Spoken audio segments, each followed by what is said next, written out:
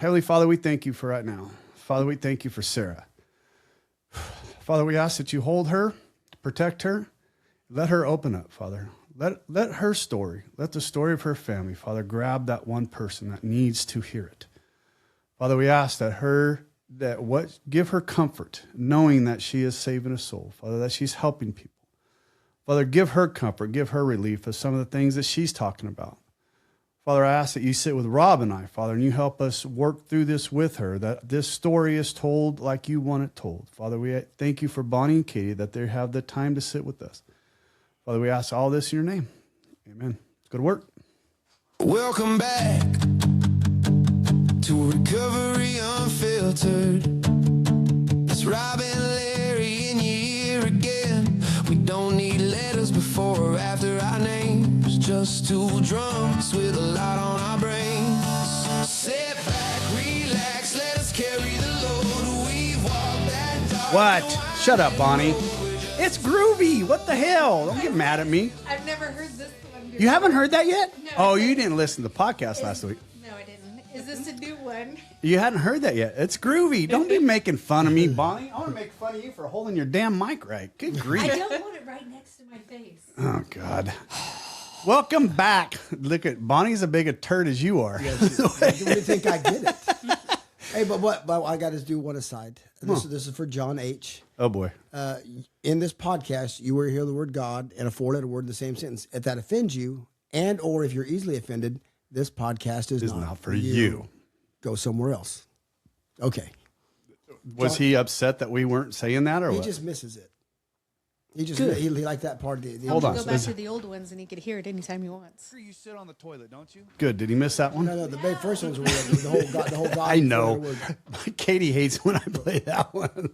That's funny. Anyways, welcome back. Yes, we are back with Rob, with my guest, my boy, and then Bonnie. And we have an absolute amazing guest that's with us today. I've been after this one for a while. Good gosh, I've been praying about this one. And we're going to get to her in just a moment. What did you start to say?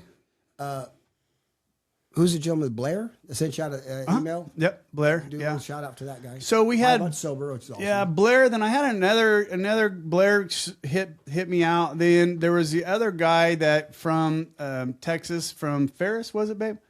Ferris, Texas. He hit me back again. You know what's fun, and I may end up doing this.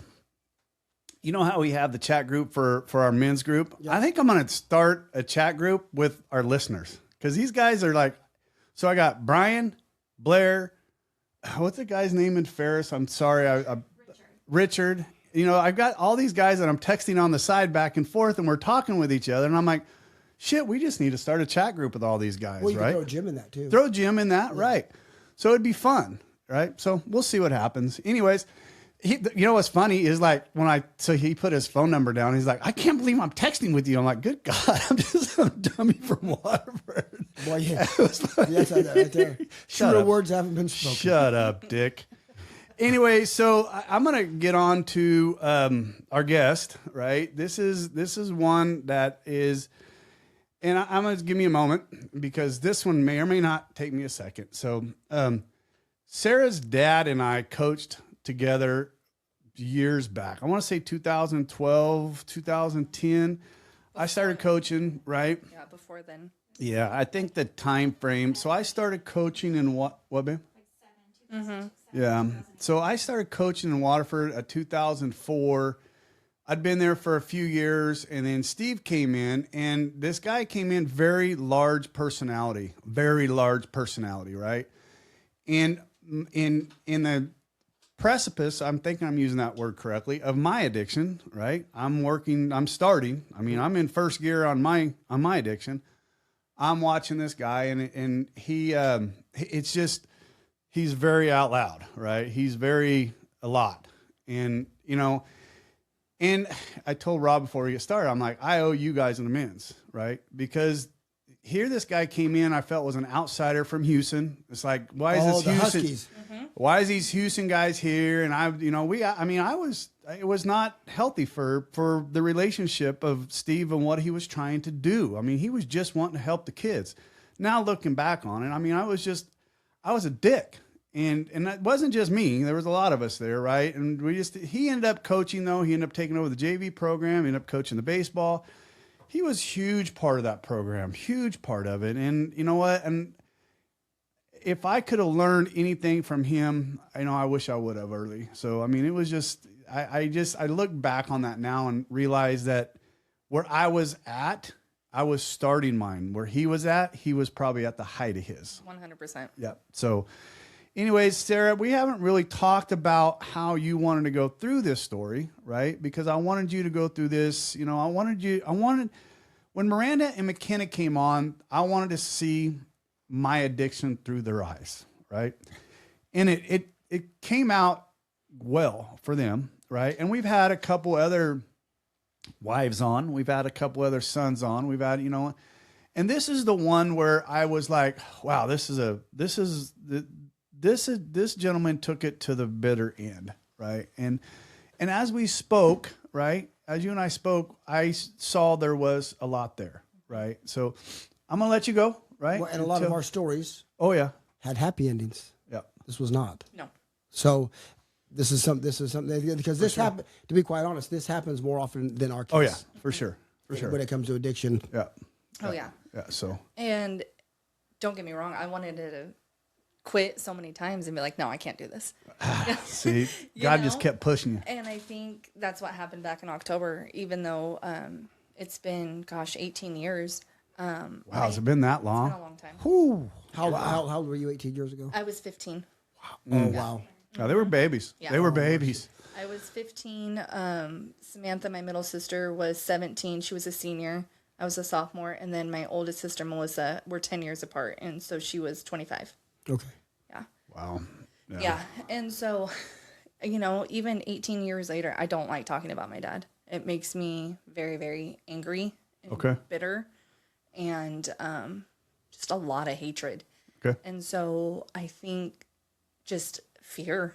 And if I open these floodgates, that it wasn't going to be able to close again. Right. know? But Sarah, can we talk about what you do for a living? Yeah.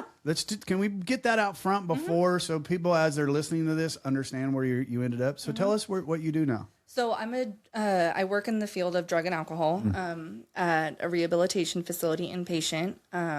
I don't counsel anymore. Okay. But you did. I did for a long, long time. Now I'm just more like supervisor. So I always thought growing up that I didn't really know what I wanted to do with my life. And then when this happened, it's funny because I'm probably the most like my dad, and I hated that. Wow. How old are you when you realized that? Oh gosh, young, before he died. Wow. Yeah, before he died, and I was just angry, and I was like, I'm never gonna be like him, and I ended up being probably the most like him personality wise. Like drugs too? No, okay. minus the addiction. Okay. But mine took shape in different forms. Just the isms. Yes, Rob. severe OCD. Wow. Just debilitating. That started probably a year or two before he died. Okay. Where I didn't want to leave the house because I had all these rituals, and I thought Wow.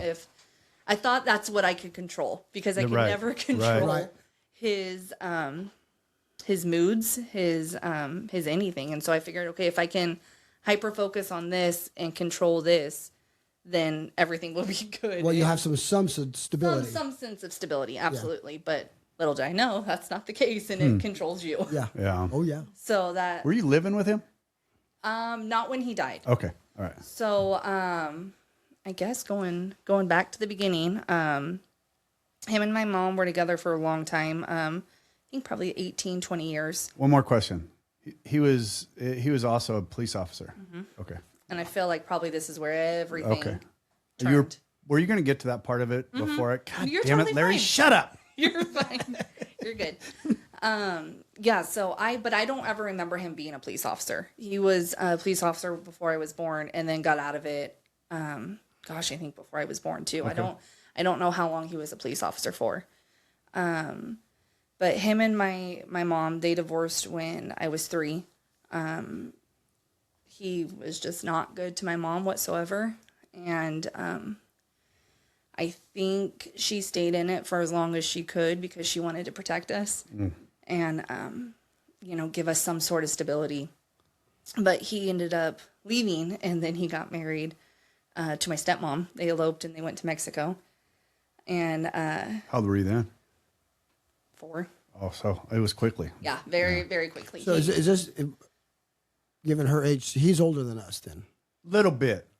He's not. How old was he when he passed? He was 49. So he about the would same have age. been. No, Oh no, I'm sorry. You're he's right. 60. He's going to be 60 years old. Yeah. Well, he's only 5 years older than me. Because my mom is 63, and he was a year or two older than my mom, so he would have been 64, 65. So he was a little bit. Okay.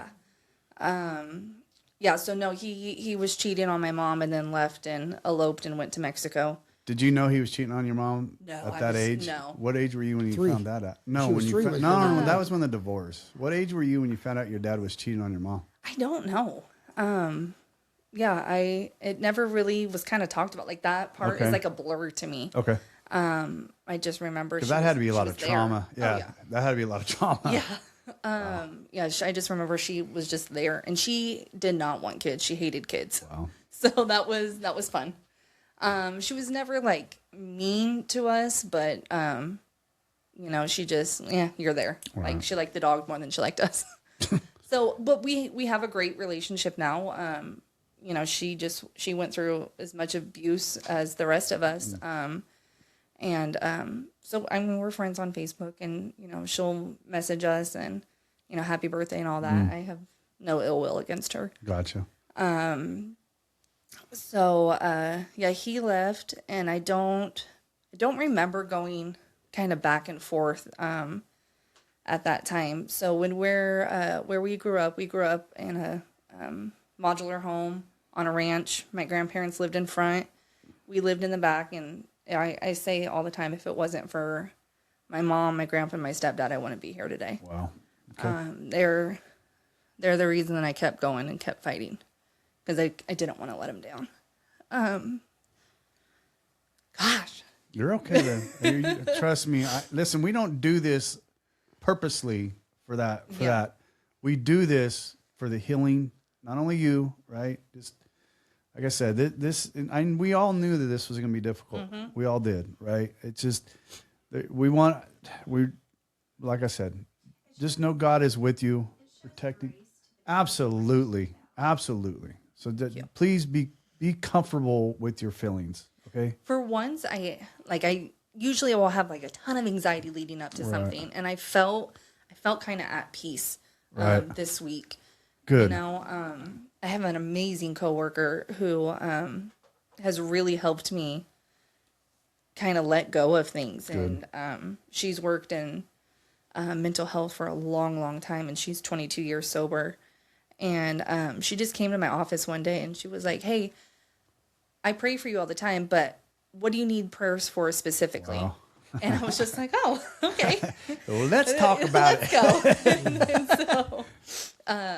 So our friendship kind of developed from there, and then Stephanie, who you all know, who I love dearly. She was just on. She's awesome. Who I love dearly, just came back into my life, and she was actually at my work a few weeks ago. And so at that time, I think my coworker got to meet her, and I was like, "Oh, Stephanie did this podcast, and they asked me last year," and I was like, I don't know. You ghosted me last year. I did, fair enough. Damn it. And so when I was talking to my coworker about it, she was like, "Well, why wouldn't you want to go on? Why wouldn't you want to just let go and heal? Like we're in the business of healing. How free do you want to be?" Exactly. How free do you want to be? And I was like, "Oh, son of a bitch." So she was like, "Okay, let's do this. Give me your first negative memory, and we'll kind of process it." And I was like, "Okay, thanks." Wow. And so, I work Sunday through Thursday. She's Monday through Friday. And so she was like, "Monday, when I get in at 9:00, you get in before me, as soon as I get here, let's process it." And I did. And it wasn't as hard as I expected it to be. And then so from there on out, things kind of just kept falling into place. And then, Welcome to a sponsorship, honey. That's what's called a sponsorship, right? Yeah. That's what that is. Yep.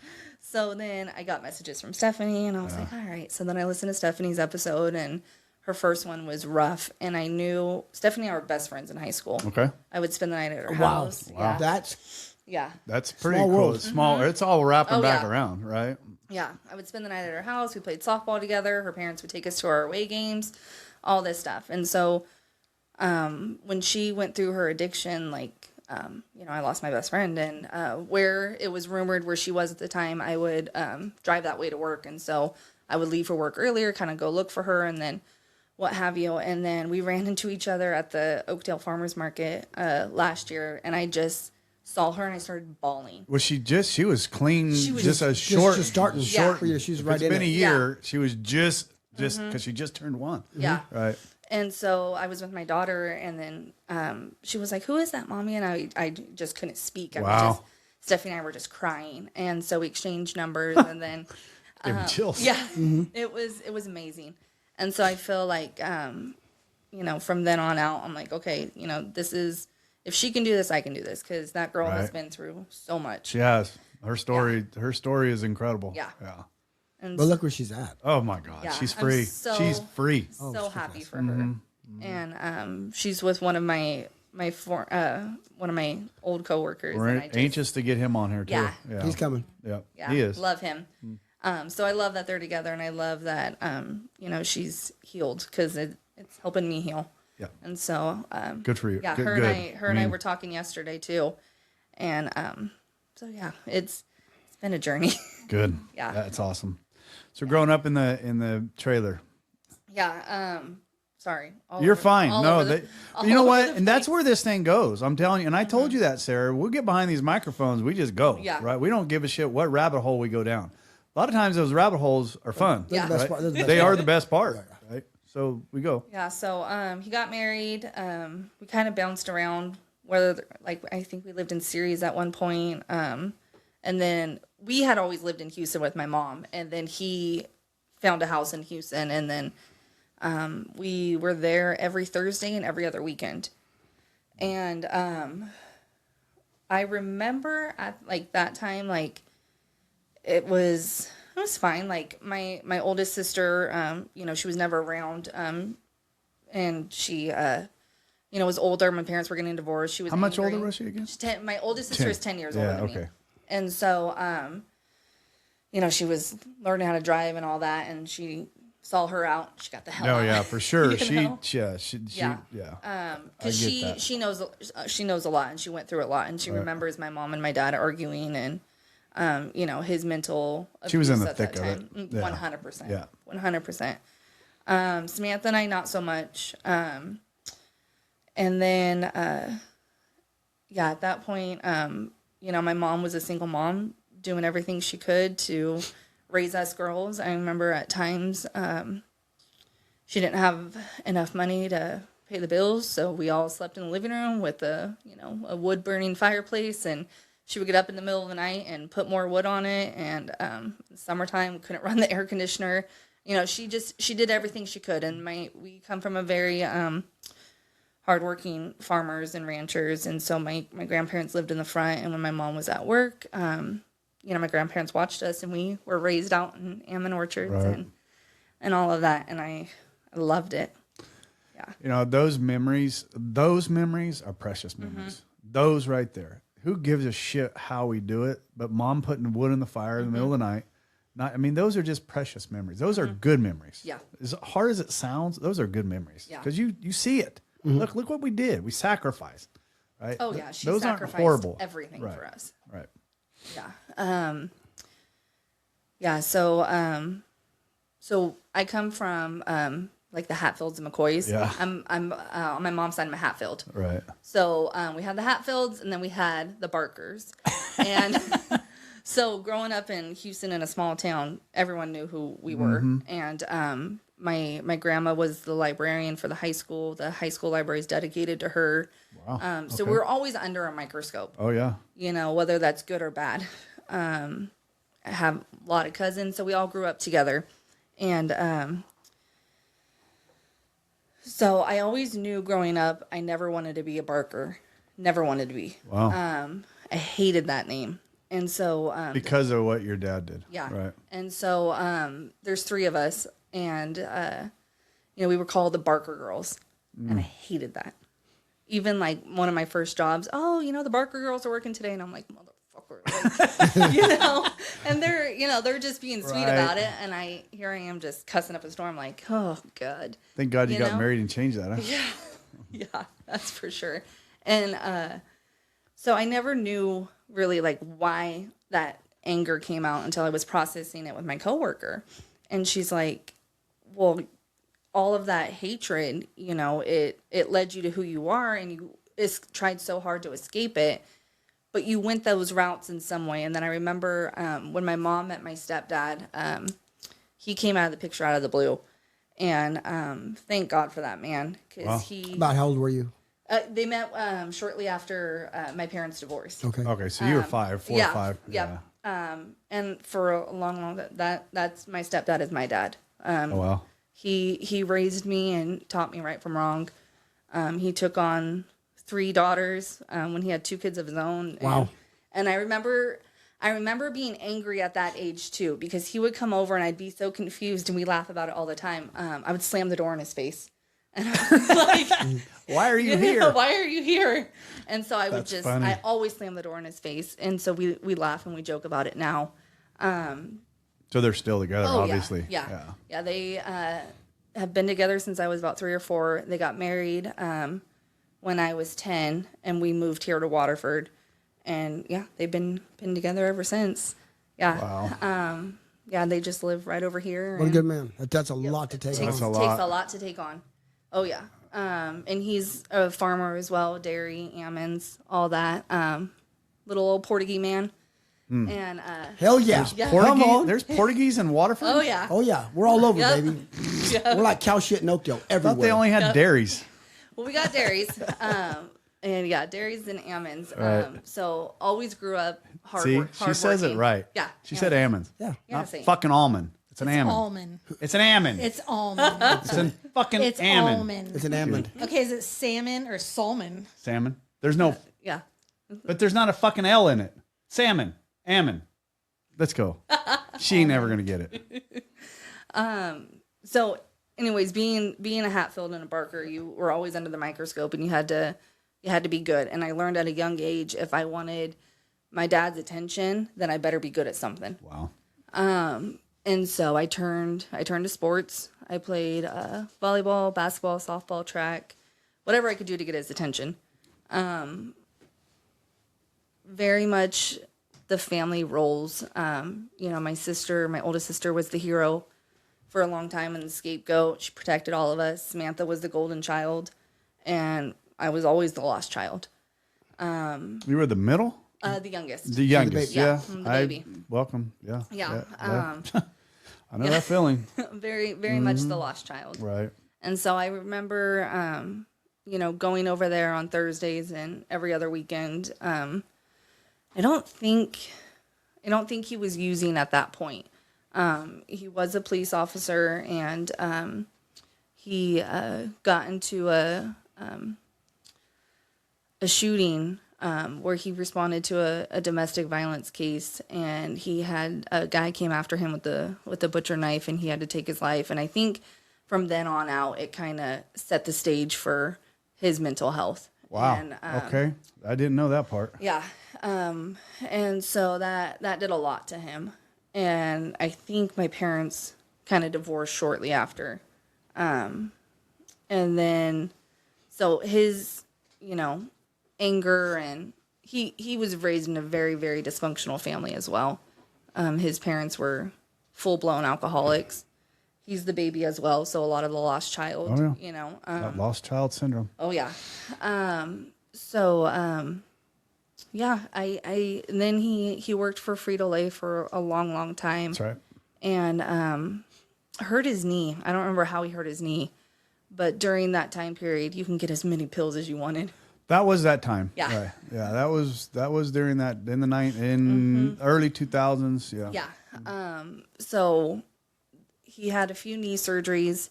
and that's just where things took off. You know, I've read a quote one somewhere where it's like, if you you get hurt, you have to recover twice. Once from the True fact. the whatever True happened to fact. you, and the other from the pills. And so pills became his best friend. And Did he drink a lot before that? No. Or And is this where it started? that's the pills is where it started. And so my middle sister and I were talking, and I was like, I don't remember Dad drinking very much. Or doing any other drugs? Or no, he never did any other drugs. And it was mainly pills, and then she was reminding me it was alcohol towards the end. And so the mix of, you know, Vicodin and Oxys and That was the Waterford alcohol. influence. Yeah. Well, I'm just saying. That's when he was hanging around with us a Mm-hmm. lot. He would start going out to the fruit yard with us and start. That's when he really started hanging around with us. I mean, after we kind of started breaking down some walls, I mean, Mm-hmm. Steve started hanging around with us quite a bit, and we were drinking, right? Yep. Yeah, and so that's when things like really took off. He was always kind of an angry person, always, you know, super competitive. Loved the kids. Loved the yeah. kids. And Wow, that's, that he loved the kids. That's At that point in his life. yes, Yeah. and that's where I think a lot of my anger started to come from, like when people that he taught and people that he coached would come up to me and be like, "Oh, you're Steve's daughter," and I'm like, "What are you gonna say?" Right? And they're like, "Oh, I just loved your dad. I loved your dad." And I'm like, "Oh, that's great. You know, Right. glad he liked you." You know, And it's a shitty feeling at that age. It is. Yeah. And even now, my daughter's teacher, she the other day she was like, "I realized who you were," and I was like, "Well, who?" And Well, she, them Barker girls. yeah, she was like, "You're a Barker," and I was like, "Fuck, what's gonna happen? How is this gonna affect my daughter?"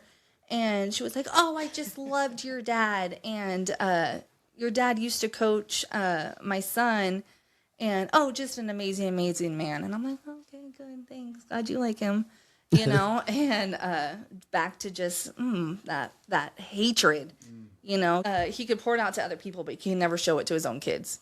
And I think that's where I gave up. You know, I didn't at that point. I didn't care.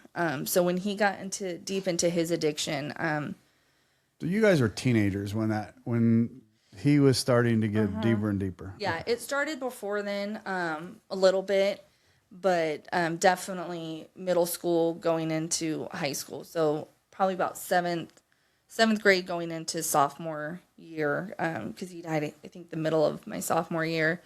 That's when things were just really, really bad. Yeah, I remember that. I remember that. Yeah. I mean, I obviously weren't living with him, but we saw it on this side. Yeah.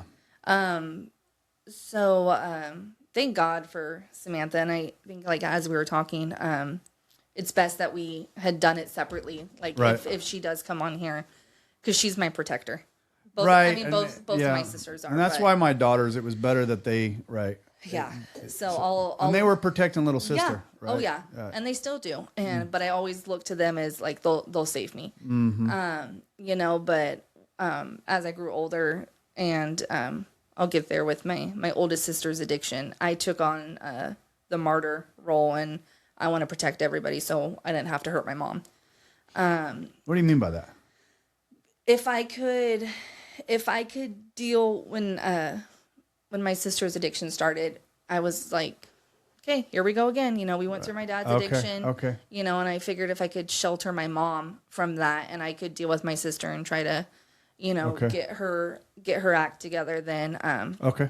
you know, we didn't have to go through all this suffering again. Yeah. So you know, we're always there for each other. Yeah, all three of you always been super tight. Very much so. And in fact, it's funny, where I live in Waterford, my parents' house to my house is 5 minutes, and each sister lives in between. So we're always Nice, together. nice. The kids are always together. We're always together. Very, very tight knit family. So yeah, growing up, they always protected me, and it's funny how much you block out things. And Oh gosh, yes. and Especially trauma. yeah. Especially trauma. Oh yeah. And I remember getting older and be like, I don't want to be here anymore. It's not fun. It's not It's not healthy. We never knew what we were going to expect. Never knew the moods, and it's not funny, but he's been gone 18 years, and at least once or twice a week, I will have a nightmare where I am stuck in his house and I'm trying to escape. Oh my gosh. Yeah, and it's ironic that now that I've started to talk about this, I haven't had those nightmares. That's right. Because you're healing. Yeah, Right. Yeah. Imagine that. Yeah. you know. Have you ever had therapy? No. She's getting it now. Yeah. Well, and I mean, listen, we have no letters after our name, right? No, But not now. I'm sometimes- talking about at work. No. What I'm Whether it's saying, but what my point is talking about it. Yeah. Right. That's what it's Takes the power out of it. It takes the 100%. power out of it. And just like you yes. said, once you did, it wasn't that hard. It wasn't. Because it's usually not. We build it up in our minds. Yeah. You know that we build our own little prison that you want to, because as a fear. Yeah. And How free you want to be? You said that. yeah, and being a counselor, I know all these things. Right. Talk about it. Yeah, but that's Heal. good for you to do. Yeah, exactly. I'm good. Exactly. I'm going to keep all my shit right here. Stuff it But and you bury it. need to get your shit out. And so, Because because you're dying of a drug or Right. alcohol. Yes. I'm not. I'm just dying from. I'm just dying from my own, Yeah. Misery. misery. And fear. Yep. Yeah. And so when I was talking to my coworker about this, she goes, "Well, how come you've never seen a therapist or anything?" I'm like, "Because I know all the things they're going to tell me. Right. You know, I can tell you. You know, therapists go to therapy. yeah. I'm just saying. You know, and so I'm like, I know I need to heal. I know I need to do this. I know I need to do that. But I'm like, what's the point? Right. You know, Freedom. yes. Yeah. Yeah. It's And you know, I'm like, I stuff it and it doesn't affect me. And she just laughs Laugh. at me. Oh, yeah. And she's like, "Oh, honey, yeah. no, Right. you don't hide it well. No. Like, yes, you're this bubbly personality and you're, great and this and that, but no, there's, your inner child who is just dying to heal." I'm like, great. All right. Here that is again. So, Yeah, but you know what? You wouldn't have to say it again if it got out. You know what I'm saying? Yeah. That retread that you keep having that retread, well, if you stop fucking putting it back down in there, you won't retread it. Right. You know what I'm saying? So, and we tell this, this happens in the room a lot. Some people call them triggers.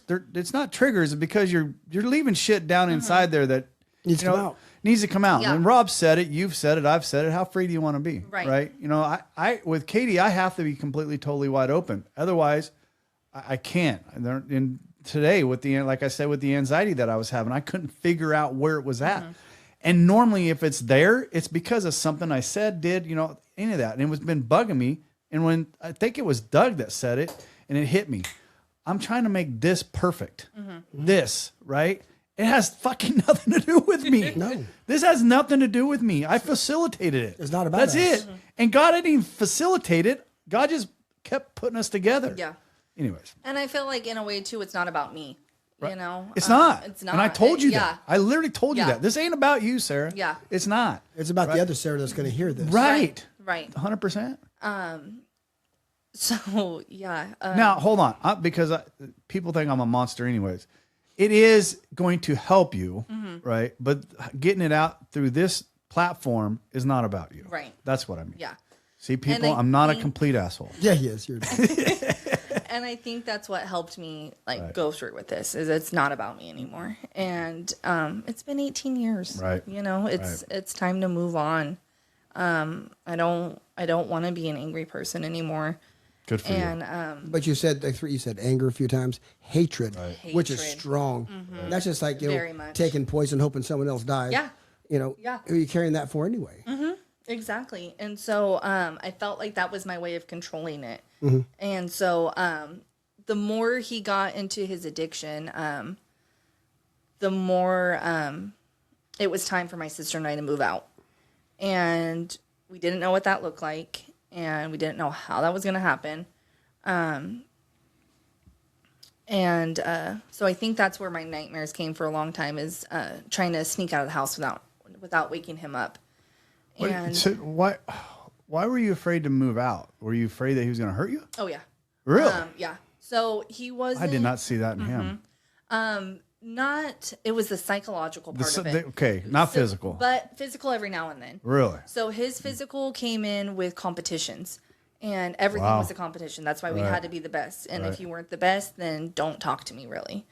And and I remember, like, there's certain things that makes us laugh now, and we're just like, man, that's our fucking trauma that just comes up, and we gotta laugh. So we played soccer growing up, and I hated soccer. I wasn't good in it. Couldn't run. And I remember he took me to the game. I think all of us at that time, both my sisters and my stepmom and my mom met us there. And I remember on our way there, I said, "Hey, Dad, are you going to sit by the goalie box and yell at me the entire game?" And his face dropped. And I was like, "Oh, shit, what did I do?" And I was like, "Oh, no, because I really like that." And You covered I ass. had to. Tap dancing. Had to. And Wow. his face dropped, and he didn't talk to me for the rest of the day.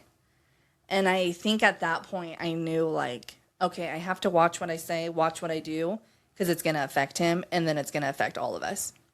So we're walking around. I don't know why I keep asking that, because I think it's important. Probably 8, 7, 8. Okay, wow. See, Between, just you know? the young age, how the brain works as a defense mechanism at such a young age, as she says that she knew she had to defend herself. Yeah. Right? It's insane. Yeah, and my daughter will be 9 in May, and I could never imagine her going through the shit that we went through. And I want to ask a question, Yeah. and I don't mean to derail you, Yeah. but because for some reason this has been on my mind a lot lately. How are you talking about your dad around your kids? How's that legacy to your children going to look to them? yeah, and I say this to everyone. I think he would have been the greatest grandpa. I really do. And I think that's what hurts the most, because I feel like at that time when he died, like, drugs and alcohol was taboo to talk about. You know, you hit it A little bit, and- quite a bit, Yeah. yeah. You know, we didn't really Especially know. those. Yeah, we Yeah. didn't really know what rehab was or anything like that. And so I think if he would have been able to get it together, he would have been awesome. And so The guy had a heart. heart of gold. Oh my God. Yeah. If you sat with him for a moment, just for a moment, and got past a portion, the guy was just a gentle giant. He was a big man. He was a gentle giant. Bigger than you? Yes, he was a big one. You He were was- 6'3", 400 pounds. But okay, he wasn't fat. He was thick. Okay. He was muscle. He was thick. Yeah, was he an athlete too? Yes. Yes. Oh yeah. What was his game So, of choice? So his parents were alcoholics, and he escaped. He was one of 6, one of 8 total, because his mom, she had 4 kids, left 2 kids behind, and took 2 kids over here to, I guess, Houston or whatever, with my dad's dad. I don't even call him my grandpa, because Right. he wasn't. They weren't grandparents to us. Wow. And so she, you know, you got to be pretty dysfunctional to leave, you know, 2 of your kids behind, and I'll take you, and you 2 you stay here. And so she, you know, that's just kind of the shit that he grew up in. They were Trauma begots trauma. Yes. And so you know, they were alcoholics. So he escaped in sports and anything he can, you know, Did play. he have a sport of choice? Oh God. Was he a football guy, wrestling guy, baseball Anything guy? with Yeah, anything. anything. Anything with a ball. Yeah, football, Anything football. football, baseball, Basketball. He was a hell of a basketball Tall player. guy Yeah, too? he was probably 6'6", 6'4", 6'5". Yeah. Oh, he's He was- taller than you. Oh yeah, he was like Yeah. I said, he was taller than me and thick. He wasn't fat. He was thick. Yeah. And I think that's where a lot of the intimidation came Oh, from. for I sure. bet. And bald. Yeah. And bald, right? If I remember very, that. very like thin Right. hair. But like he chose to have Rob. thin hair. Rob, one of his legs was you. Okay, just don't Big think guy. blonde and bald fits with you. Anyways. Yeah. Redhead. Yeah, redhead. Freckle face. Yeah. And so, yeah, for Ginger. Oh, yeah. And it's funny because we always thought, you know, we would be redheads, or, you know, One of your or kids. one of the kids would be Right. redhead. None of us are. We're just pale and freckled. And so yeah, he learned to be really good in sports, and I know now, like, he did the best that he could. All of our parents did. Yeah, and I especially- say that all the time. Yeah, especially with his parents. You know, he did the best he could. Yeah, You know, yeah. they were They were horrible people. But I saw out of the corner of my eye, Bonnie. I understand, Bonnie. And I get it. I understand why you said that. No, because of our conversations. But even at that point, they didn't know any better. You know, I'm not trying to justify any of that, right? Not trying to justify any of what. Well, everybody's situation is different. I can say mine knew better. Right. Okay. He definitely knew better. Yeah. And it wasn't once, it wasn't twice, Yeah. it wasn't 3 times. Yeah, it was I probably 40, shouldn't have said 50. anything. He It's knew just, better. yeah, it's just that Some of them know better. right. And it's sick. It's so sick when I hear like what Bonnie's went through, what you went through. I look at A lot mine, of similarities. There's a And lot. when you were saying things, I'm like, Yeah. I'd look at him and he's just like, Yeah. yeah. like there's No, she's not so an many- alcoholic or drug addict either. However, she grew up like you. Yeah. A lot of trauma. Yeah. So And she did not like her last name. Yeah. She couldn't wait to change her name. We are celebrating this year makes it I've been a Thomas longer than I was ever a Holbrook. So wow. yeah. Yeah, and I remember growing up too, wanting to change my last name as soon as possible. And so when I started, my relationship with my stepdad grew, and I was like, oh, this is a When you quit slamming the door. yeah. When I could slam into the door, and so I was like, oh, it's a good guy. I wanted to change my last name. Wow. I wanted to be a Barrios, and Portuguese. yep. And so when I told my mom that, she was just very, very shocked, and she was like, well, I'll support you with whatever you want to do.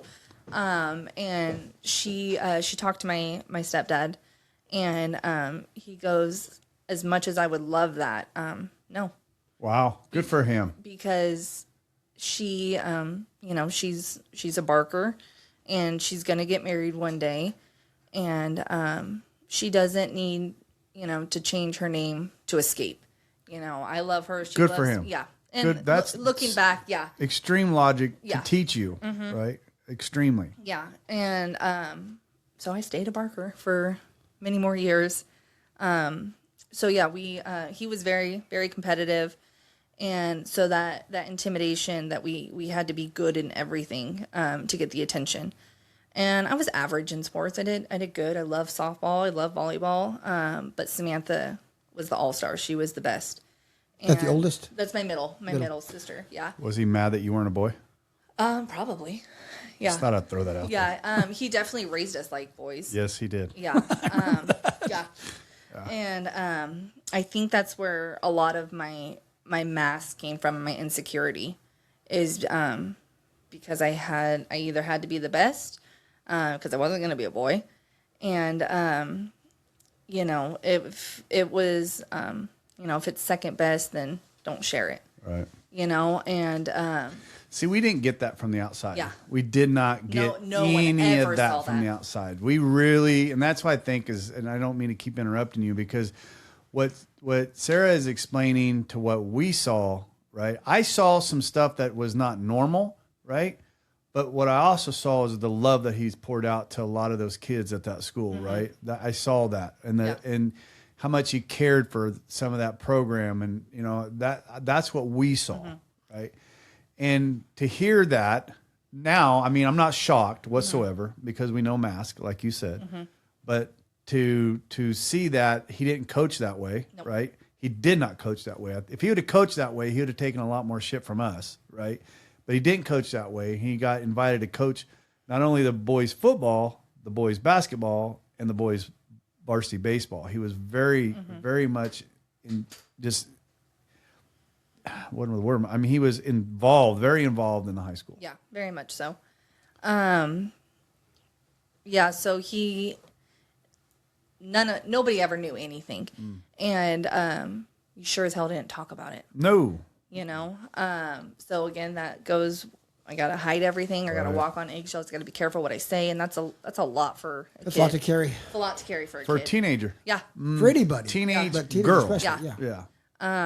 Yeah. Especially we never knew what was going to happen. And when I kind of tried to prepare myself for this, and I was listening to some of the podcasts, it brought up stuff that I totally forgot. Such as? This is the good stuff. If you don't mind me. No, me go, sharing. girl. What the hell you think? Miranda was talking about how she was on the phone with you and how you hadn't talked to Larry in about 5 or 6 hours and you didn't know coming home what you were going to walk into. And I listened to that on my way to work. It's about a 45, 50-minute drive to work. And it didn't hit me then. And I'm sitting at my desk and I'm, still listening to Miranda speaking. And then it comes up again. And I was like, holy shit, that happened to us all the time. And I forgot about it. He would tell us all the time, if you come home and I'm gone, I'm really sorry. Wow. And he would write that constantly. And, he had his police issued gun at home. And towards the end, it was always right next to him. He had a huge, suitcase box filled with pills, and then the gun in a box too. And it was always on him. And so I think that's where a lot of it came from, where when we came home, we didn't know what we were walking into. Were you living with him? Every Thursday and every gotcha. other Okay, every so other it's weekend. still on that. Still on that. And it just, I was like, oh my God, I forgot about all of that. And Samantha's like, yeah, And I remember he used to write that in birthday cards to us. What the fuck? Yeah, fucked up. It was always something like, I wish I could give you more. If this is the last birthday that we spend together, I'm really sorry. I did the best I could. What is that? That's victimese right there. Oh, 100%. Yeah, that's victim. Yeah. That's victim mentality. Yeah, 100%. 100%. Yeah. Poor me. Mm-hmm. Look at me, poor me. Yep. Yeah. And he would Self-pity. write his will everywhere, just on a piece of paper. I leave my truck to to Sarah and Samantha. God, he was screaming for help. And so that's why I feel like if we would have known about treatment options and things like that. And this may be very fucked up question. Did he not have friends that? God, that just fucking kills me thinking about that. He alienated himself. But did he, before he got down his addiction in that road, did he not have at least one person to go, hey, dude, look at yourself? He had a group of guys that he played sports with and all that. But again, no one ever knew any of this.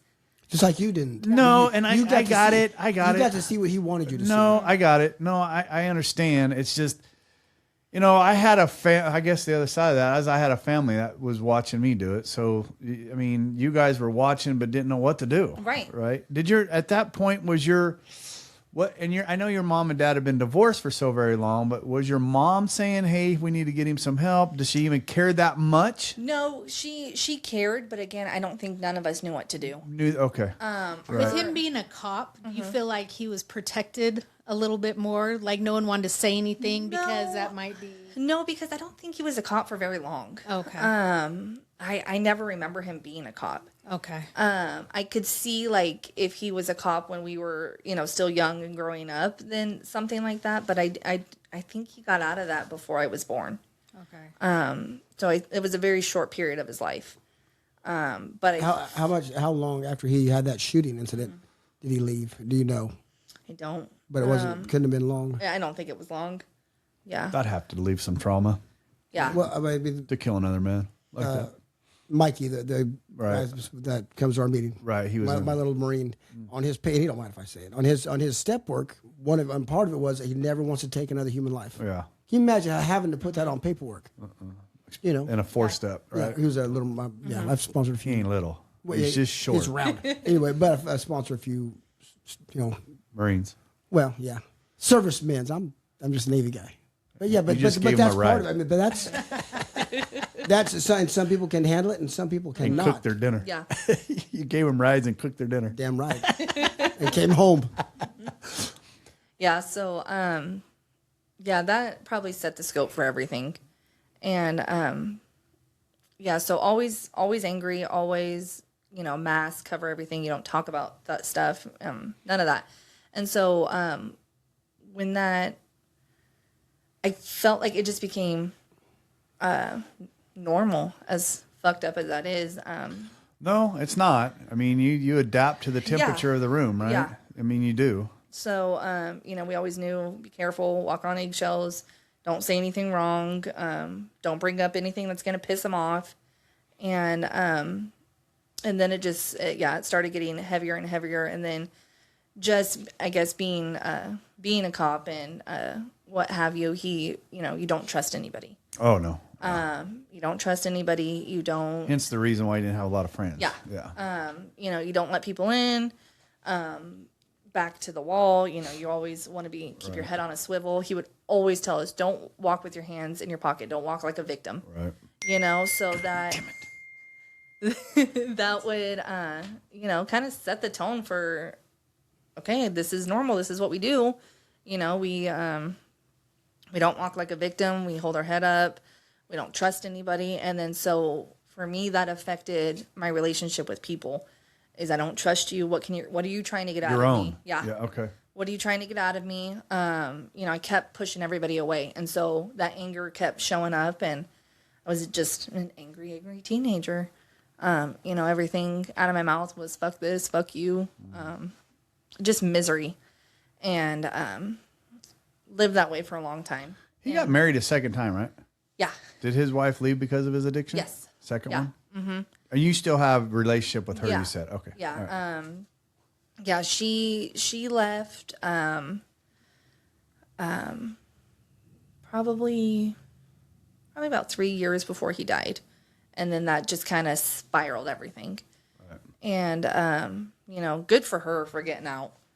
Do you know if she ever tried to get him into any kind of recovery? Probably not. Really? Yeah. Is she's an enabler? Probably don't want to answer that question, maybe. You know, I don't remember them very much. Okay. You know, just they were both miserable. Misery loves company. Yeah, yeah. You know, She had enough of it, though. yeah, she did. And yeah, good for her. No, That option wasn't there for you. no animosity at all towards her. And so yeah, so at that point it got worse and worse, and you know, pills kept coming, and then if pills would run out, I remember he would send us across the street if he knew somebody had surgery, or if somebody was a nurse, be like, hey, go ask them for some pills. Shut up. Swear. And when they would give them to you? No. Oh, good God. Yeah, no. But I think that's that's just that was normal. What a memory. That became normal. What a memory yeah. to have, though. Yeah, Samantha and I would go to the neighbor's house. Hey, you know, got some pills? My dad needs some. He ran out. Yeah. We don't care that you just had fucking open heart surgery. Yeah. We need your pills more than you do. So stuff like that just became normal. And yeah, I mean, you can't tell people that. What'd you do this weekend? I went door knocking and, you know, asking for some pills. Trick or treating for pills. Trick or treating for pills. You know, you can't say Trick or any of pills. that. Trick or pills. Yeah. So Come on. just stupid. I mean, yeah. you can almost laugh about it because Yeah. it's like, it's so far out there to send your kid across the street. Okay, now let me ask somebody- let me ask you this question. So, okay, you know you're going to go knock. More than likely, say the third or fourth time, you know you're not going to get any. What's the walk back like? Oh. Knowing that you're going back empty-handed. Horrendous. And that's where that fear comes in. Oh, just overwhelming. I guarantee it. Pit in your stomach is just knots. Yep. Yep. Yeah. Been there. Yeah. And so, like we were saying, the emotional abuse is just It's worse than almost anything. worse, right? Because bruises can heal, bones can heal, but it's the shit that Yep. he would say that would just stay stuck. Oh, yeah, baby. And so, yeah, we were talking, and I think that's why we're so competitive. But if we didn't win something or what have you, then that's where we would get hit. Just you lined up, and he would just sock you as hard as he could, whether that was in your arm or your legs or wherever. Yeah. That's just, wow. Yeah. I never thought about that. I never seen that at all. And that's what's so scary is to think that all I saw was this and that was going at home. And it makes me wonder what that guy across the street's doing to his kids. You know what I'm saying? I mean, it just puts that, it worries me what happens behind closed doors when I look at people. When I hear that, I because bet you don't know. that's what I'm saying, because You I think- never saw that. You think behind the door you got the cleavers and you Right, don't. right. You got And the Bundys. Right. But I just didn't see that in him. I just didn't. I just didn't. Nobody did. Yeah, did not. Unless you were his daughters. Right. Mainly. And you weren't going to tell anybody because it's just worse for you. Yeah, no. In fact, Sam and I, and hopefully she won't mind me sharing, but we were talking about that, how we would line up and we get our dues. And I guess one time he hit her so hard, just black and blue, and my mom saw. And Sam said that she fell. And my mom's like, no, that's not a fall. And she realized then that my dad put hands on her and hit her. And I think at that time she said that my mom, wanted to report him, but nothing went from it because we were so scared of what was going to happen. Did your stepdad ever step into that? I mean, because I'm sorry, but as he raised you guys from little, there had to be some father instinct in that somewhere. So I would imagine. I feel like they had some conversations, but not. I would respect him if he didn't. I'm just saying either way, there had to be some hard decisions for him to make to watch you girls go through that. My dad would always threaten people. Yeah. I could see that. Yeah. That part I can see. And so, very intimidating. Very much. And so, I think one time when he was blacked out in pills, he had threatened to kill my stepdad if he ever said anything to him or what have you. So again, we just don't say anything and we suffer in silence. In silence because we didn't want anybody else to get hurt. And they knew it was affecting us and they knew it was bad. And that's when we stopped going over there, or at least for me, I stopped going over there as much. Samantha still did because they have a completely different relationship. Yeah, because she's the all-star. She is. Right. Yep. And so when I was talking with her yesterday, like I don't blame her for anything. No, absolutely not. She was the golden child and she's perfect. I feel the same way about my brother. Yeah. Same way. Even now I can't say things because he was nice to her. She was the all-star. Yeah. I mean, I can see that. Yeah. I mean, I have that in my family. Yeah. I do. So So I thank God for her because she. But did he expect more from her because she was, and then if she didn't perform, Yes, but she would get it maybe a little worse? No, because she could deliver. Okay, well, Yeah. She delivered the goods. did he coach girls softball? He did. Okay. So he was our coach for a lot of years. Right. And, Yes. Okay. That's He was JV baseball for a little while. Then Yeah. he stepped over. and but he coached girls softball and then girls basketball as well. Okay. And then he coached us all growing up. Right. Whether that was basketball or softball. And boy, oh boy, that's where it. He was intense on the field. Very much so. But I listen, man. I was intense on the field, right? At the field, on the sidelines, I was intense. Mm-hmm. I'm a competitive fool. So yeah, I got. But so when I would see that, Steve, that's just normal. That was to me, normal that for was us. normal. Yeah. That's we're gonna win. Yeah. Period. Anyways, Yep. but the other stuff, I didn't see that. Yeah, and he would be, when he was our coach. God, I hated it, and so. Sure, my daughters hated me being their coaches. And so I think at that point, that's when he really wanted guys, and he would I remember hitting it as hard as he could towards us. And I remember I played first base, and he hit me so hard one time, ball popped up and hit me in the chest, and I was crying, and he was like, "Stop fucking crying."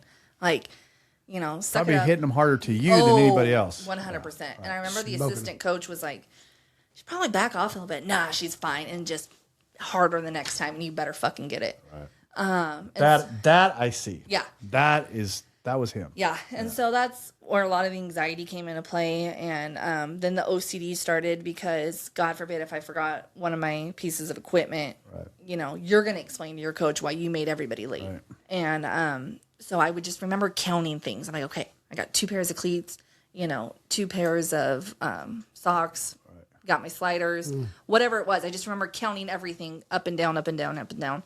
And because, God forbid, I didn't want to get yelled at. I didn't want to get yelled at.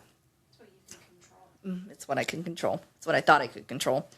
And then so, I thank God for Sam because she put up with a lot. And I knew, and I tell her now, she's the golden child and she knows that and she's sorry for that, but I'm not sorry for her for that because she protected me in that way. My oldest sister was already out of the house and, so it was just Sam and I, and she loves my dad, and not that I don't love my dad, but she. Let's just very totally- much preference that. Yeah. You guys loved your dad. Yes. So that is Yeah, Well, didn't. Without a if doubt. there was no love, there wouldn't be the anger. There wouldn't be the hatred. there Yes, wouldn't be the she would have bitterness. no problem coming Right. on It here would- that would- trashing. That wouldn't Yeah. be here. Yeah, it would. This wouldn't be an emotional thing. It would be a trashing session. So yes, Yeah. completely. So, you know, if something happens, even to this day, she wants to call him and she wants to, you know, tell him, you know, all the good things. And I'm just like, oh. I'm going to tell you because this is about the fourth time it's popped in my head. One of the most healing things I've ever heard and did personally is writing a letter and going out to the gravesite and reading that letter at the headstone or wherever he's at. So many people. It's so healing. Yeah, so many people have told me that. Just write. It's and incredible. I don't know where to start. It doesn't matter. You know? Write his name 10 Dear times. Dad. Yeah. Write his. Go. That's how it starts. Well, like, it will okay, pour. If he was sitting right here, what would you say Right. to him? Oh God. Would you want to introduce him to his grandbabies? Oh, of course. All that. Yeah, Once and you I- start and- going, it'll come. And I don't think. Fuck you for this. Yes. Fuck- I'm just, No, no, yeah. I'm Sarah. Yeah. Hey, Sarah, All of I'm not that. kidding. I started writing some stuff here a while back because that guy and my new sponsor, the one that's doing the work better than he did. Sorry, I had to throw it. I mean, I started writing some stuff, and job, because they've been after me. I have one of these books, and before I know it, I was up to 4.5 pages, 5 pages, and I literally was doing it for like 10 minutes. How free That's do you it. want to be? And as it was coming, it was clicking. Yeah. And if I read it right now, it'd make 0 sense to me. It would make 0 sense.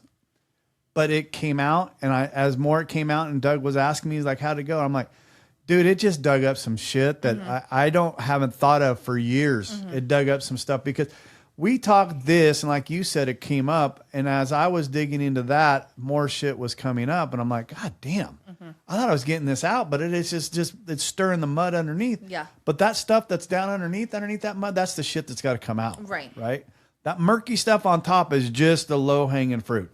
The shit that matters is the stuff that's down the bottom. So Yeah. right. Just I encourage you to write a But letter. 4 years ago, you weren't ready for Oh that. mud. God, no, bro. We had to get the Hell low hanging no. fruit. That's why that's Right. all we do. 100%. That's You the weren't difference you weren't between spiritually or emotionally ready for that no. shit. It's a and Sarah. Yeah, You are. yeah. You're ready. well. You're ready. And I think so. You're talking about the gravesite. We cremated my dad, and Hold on, back up though. Let's before we go to that part. Let's talk about his death. Okay. Yeah, I want to go there. So things just got worse and worse and worse, and Samantha and I decided to move out fully, but we didn't know what. And you were just in high school. Yeah. I think I moved out when I was probably a freshman, and so she was a junior. And she would still kind of go there more than me, but the pills just got bad. He was in and out of relationships. He dated my boyfriend's mom. Just no boundaries whatsoever. Sorry, we both talked about that yesterday. So maybe different. So because he Yes, got we know. We engaged- can't. Yeah, he got engaged to a female. right. But we didn't date any of Right. her boys. I dated one of his football players, and was with him for a while. And then my dad's like, "Oh, I'm gonna date his mom," and I'm like, "Oh, thanks, appreciate that." So we broke up shortly after, and that's when I just realized that things were just not right. Right. And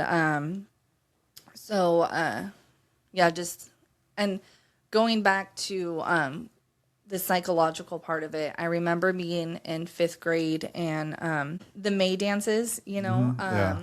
and I remember Samantha sitting behind me and she was getting me ready and curling my hair, and my dad wouldn't stop pestering and bothering and Just playing. yes, but okay. just being a fucking Being an asshole. Okay. And I took been there. I took the curling iron out of her hands and I went to burn them because that was my instinct to protect Right. her. And God, that was horrible. Because then it was, okay, you're back to being ignored. Right. Now I'm going to tell everybody. Well, tell his wife at the time. And then she gave me shit for it. And then I remember feeling, okay, now I got to hide everything again and restuff Right. everything. Stuff it down. Stuff it down. And then so things just kept getting worse and worse and worse. And he spiraled when my stepmom left. And I think that was his excuse to just do more and more pills. That's the fuck it.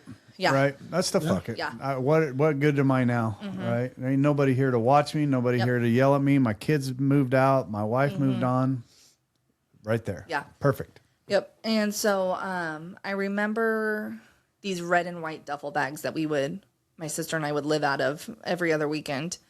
And I remember trying to stuff all of this stuff in our room into this damn duffel bag and sneak it out before he would wake up, before school, mind you. And so I think that's where a lot of the anxiety kicked in even more. And that's, Did you recognize, and this may sound like a very stupid question, but did you recognize that it was anxiety, or you didn't know that feeling? No. It's fucking miserable, isn't it? Horrible. Not knowing what that is. Yeah. Somebody, when you try to Horrible. explain anxiety to somebody, they're like, what? They don't. It's hard to explain it to people. Yeah. It's fucking For miserable. me, is that not the pit of your stomach?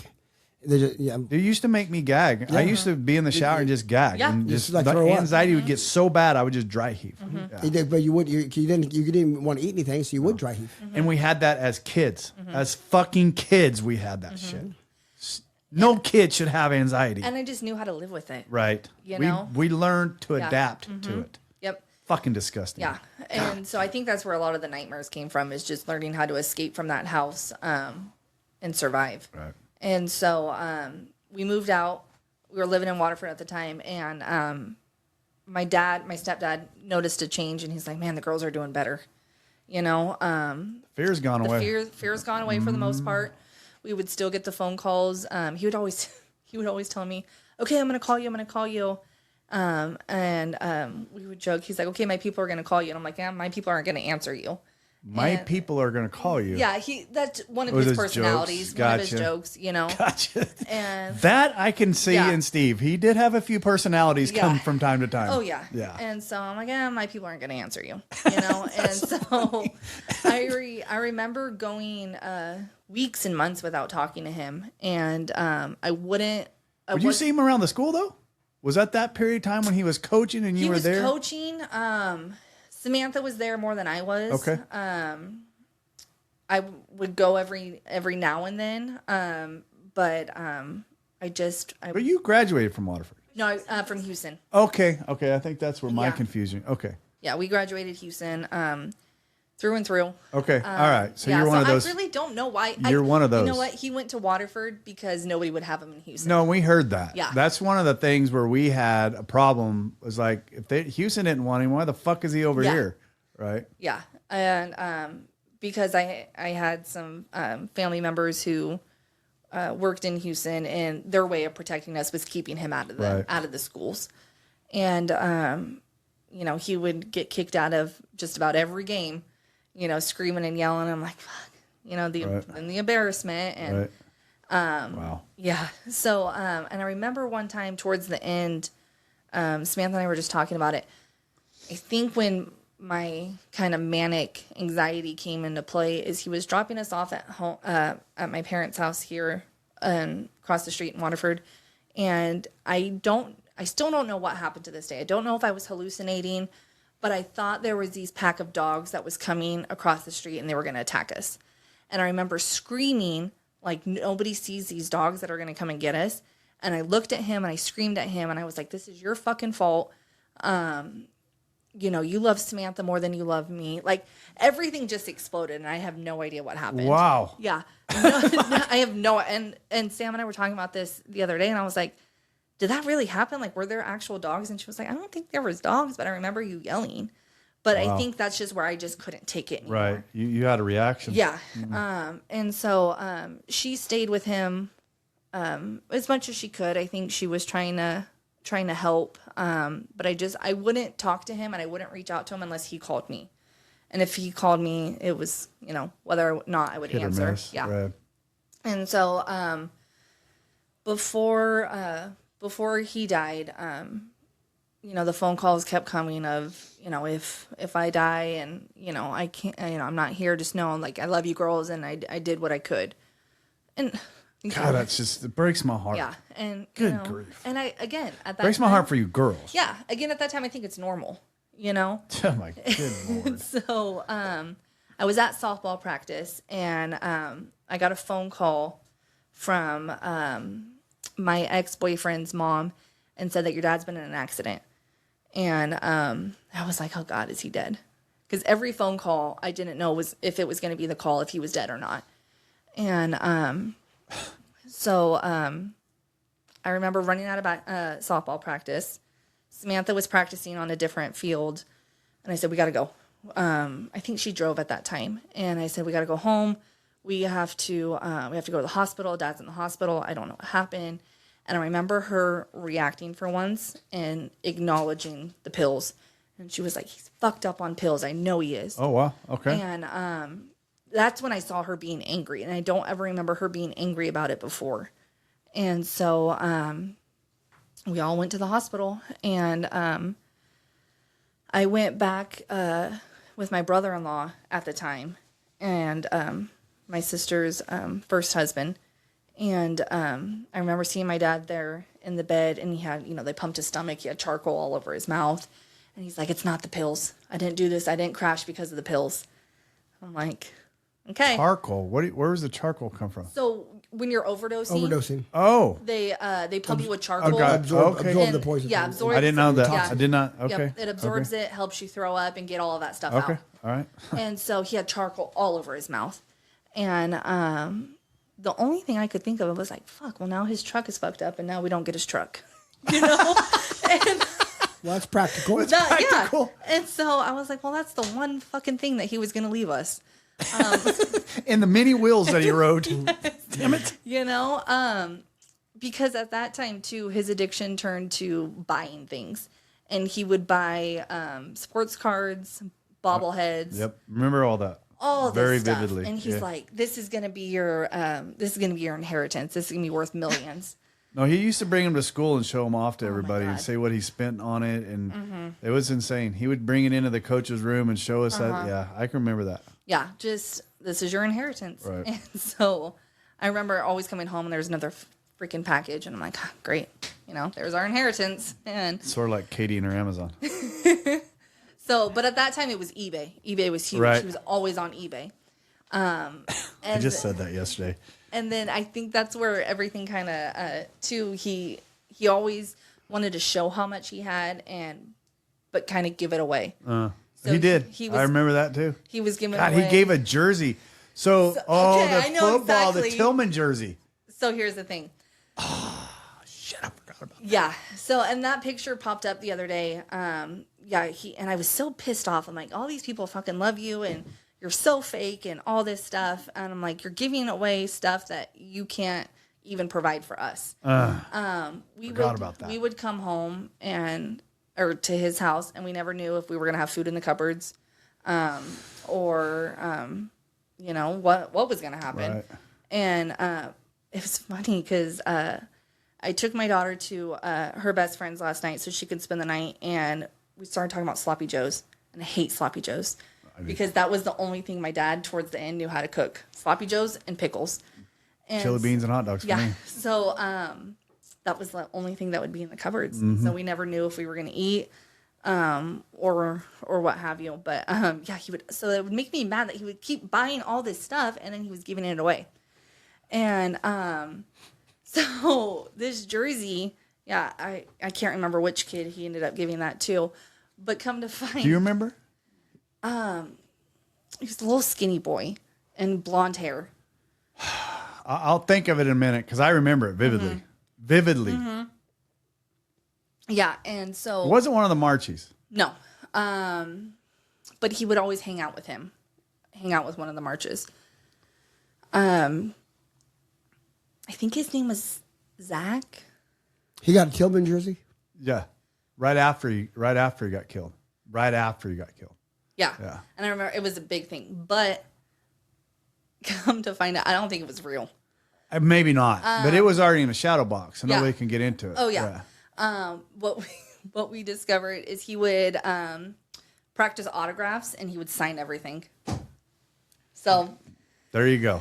who knows if it was real or not. Somebody's going to listen to this in Waterford that's got that jersey, and they're going to go, pissed. fuck! Yeah. There's a sitcom that this is the plot to. I'm not even joking. Where the dad was like signing the autographs and giving them to the kids, and the kids were so excited. Oh yeah, and then, I remember having certain things, and I'm like, oh my god, they signed it for. Oh, I can't remember what show it was, but it was one of those shows. And then the kids are like, "So none of this stuff," and the mom's like, "No, you guys. Yeah, if you look, they're spelled wrong, and they're looking at it, and they're really spelled wrong. You didn't even get the names right." Yeah. So I don't know if this was a real one or not, because some of them were real, but I'm pretty sure the Pat Tillman one was one that he signed himself. Yeah, and it was already in a shadow box too. Yeah. So there's no you can't authenticate it. Yeah. And so at that point, it was just like, whatever, we're done. And so I'm like, you want to give your stuff away, give your stuff away. Just be miserable. And so at that point, I think he dove into other people because he was losing us. And the kids. Yeah. The football players for sure. Yeah. And so so pills got worse. He moved out, he sold his house, and he lived with my oldest sister at the time. And that's when things got really bad. And that's where her addiction took off. Damn it. And so she and him just kept butting heads.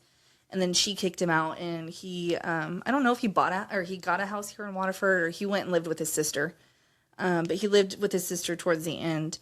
And he died the day after Thanksgiving. Did somebody find him? Or did He was living with his sister at the time. Okay. So he died in her house. So she found him. Yeah. And so I remember it's Thanksgiving. I didn't want to go over there. And my sisters were like, no, let's go see Dad. And I was like, no, fuck that. I'm not going over, because he was at his dad's house. And I was like, I'm not going over there. They don't like us. They, they don't talk to us. What's the point? And they're like, no, you're going. I don't know if that was like their way of like, things are going downhill fast. And I went, and it was okay. And I remember him, giving us a hug and saying, okay, I love you girls so much. And I think he texted us that night, and he was like, I'm so happy that you guys came. And then we got that call the next morning that he died. A heart attack or overdose? Massive heart attack is what the autopsy was, but I'm sure from the pills. Pills were a little bit harder to come by. He wasn't getting them, I think, as much. Did he move to street drugs, do you know? I don't know. Yeah, I'm not sure. So I remember getting that phone call and just kind of feeling free. Oh, seriously? Yeah. And like the pain and abuse was over. And that's hard for a 15-year-old. The process. Yeah. Yeah. You feel bad for not feeling bad. Exactly. And so I felt more bad for Samantha, because I felt like she lost her dad. She was close to him. She was very close to him. Yeah. Because of the sports. Yes. They had a bond. Yes. Yeah. And so we went to Ceres, and the police were already there, and my older sister went in, identified him, and all of that. And I remember them asking if I wanted to go in and see him. I was like, for what? And they're like, well, say your goodbyes. And I was like, no. Good. So, yeah, that was that. And we had a funeral for him. And I just remember so many people being there. It was like standing room only. And I was like... A lot of the kids, Brent. Yeah. And I was like, why are all these people here? Because they didn't know him like you did. Exactly. And so, everyone, oh my God, I love your dad. I love this, blah, blah, blah. I'm like, shut up. Like, I just couldn't take it anymore. And so... what year did he pass? 18 years ago, so it had to be 2000. It was 2010, 2011. Because... no, I'm sorry. 2009. 2008, 2009. Because Samantha was a senior, and she graduated in 2009, and he passed in November. So it was in 2008. And I coached until 15, 16, till I stepped down. Yeah. So, yeah, it was a huge weight lifted, and that sucked. But I remember. Why did it suck? You say a huge weight lifted, but it sucked. Because That's contradicting. It's very much so. But I was sad that he was gone. Okay. But I was happy that Okay. he was gone, and I just knew that probably wasn't the best experience to And be as a feeling. kid, you were probably thinking, I'm supposed to be sad. Yeah. I'm supposed to be sad. Yeah. And I don't remember crying a lot. I just remember being angry that his choices led him here and led us to be without him. But I felt free from the psychological, the emotional, the physical abuse of it all. And so at that point, I don't remember how far my sister, like when her addiction kind of started, but she dabbled with pills as well when my dad was alive. And then when we found out that she was dependent on pills, I was pissed all over again. I'm like, here we go again. We just had this with Dad. Yeah, that's what you talked about earlier. Yeah, we just had this with Dad. How could you do this? And here I go back to being angry all over again and being the lost child because now my mom had to focus on her. And I just really didn't know what to do anymore. I still played sports, still did the best I could. But again, kind of doing my own thing. So sophomore, junior year, senior year, she's in the midst of her addiction. And then she moves back in with us and trying to get sober. And we lived in the same house, and she just, lived right down the hall. And I couldn't talk to her because I was so angry, and I felt like if I opened my mouth, all this hatred would come out, and I couldn't close it, and I couldn't mend those wounds. So we didn't speak for a year, living in the same house, just ignoring each other. And she knew that if she pushed me, I was gonna How was lose her it. recovery going? She's 14 years No, old. no. How was it going then? You said she moved back in to try and get help. Was she still going in and out? In and out. Yeah. Yeah. Still trying to hide it, but in and out. So she got sober in 2011, Something like that. Yeah. 12. Yeah. So in and out. And I remember at that time, I would go with her to meetings and I would support her that way. NA or AA? AA. Fucking. Stop it, Robert. She would try NA, and I I don't didn't like say it. nothing. You did too. Was that out loud? Yes. My bad. A-hole. I get My it. bad. I'm sorry. I don't like NA meetings. Wherever you get recovery, Yeah. by God, Stop that's it. fine. Yeah, so I would go to meetings with her, and I would drive her because we couldn't trust her to drive. Right.